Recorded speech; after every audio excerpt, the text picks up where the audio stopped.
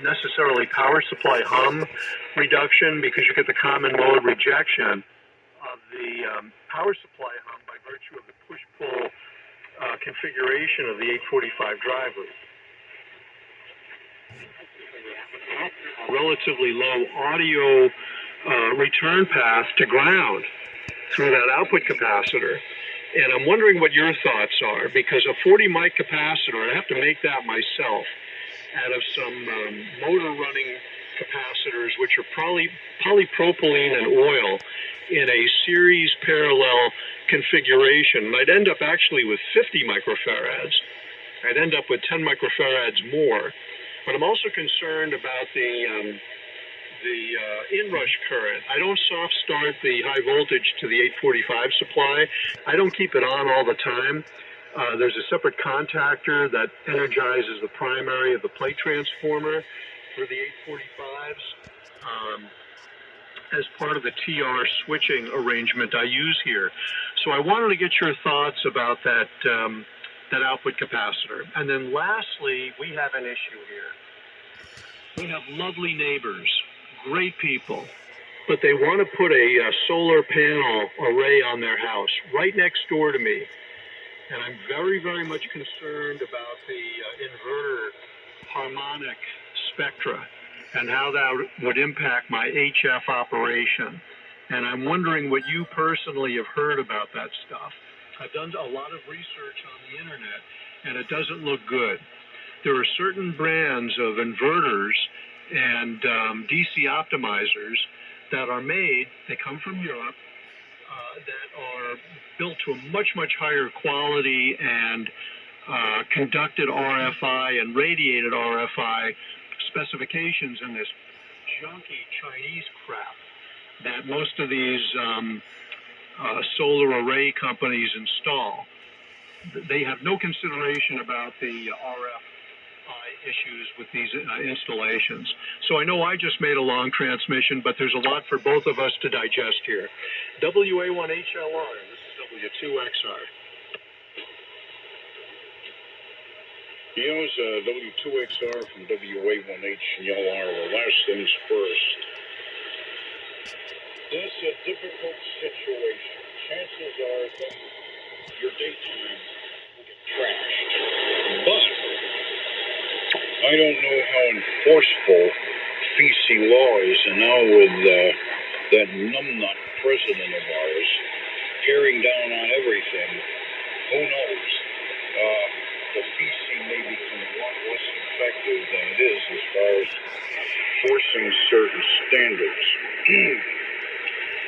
So if I were you, I would get to know your neighbor and say, hey, look, these are known, it's not the solar panel that creates the energize, it's the charge controller if you have a battery bank, or the inverter. And then you give them a list of the low noise and say, please, and maybe if you have to, maybe try and offset their cost a bit.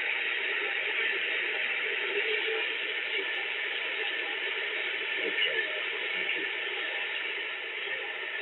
Anyway,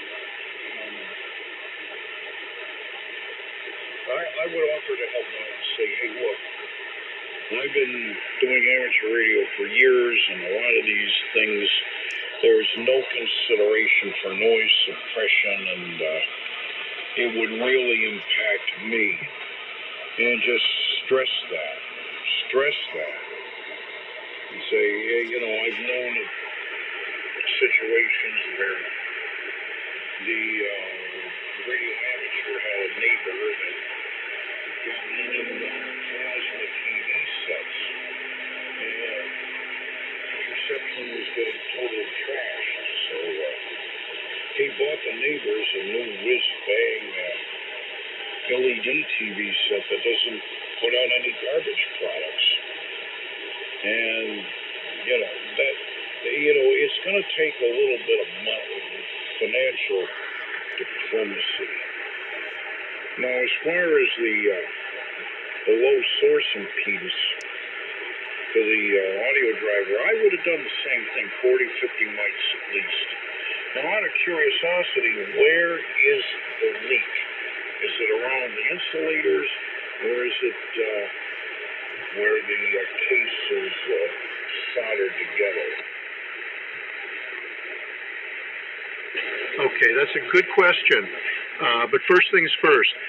I have done everything that you just mentioned, Tim, about the solar array situation, with the exception of offering any financial assistance. And incidentally, I was hoping to meet them in person. They're lovely people, wonderful people. We couldn't ask for better neighbors. But I didn't even get a response today to my text message about, can we get together and talk about this in person? I don't want to do this anymore by text. And he's got an engineer coming by on Tuesday to look at the roof to make sure that, from a structural standpoint and roof condition standpoint, that the array can be successfully mounted. But yes, I am prepared, and I would do this only in person, that if they're willing to heed my recommendation about 3 specific manufacturers of these inverters. There's what's called a DC optimizer, which is, I think, 1 inverter per panel.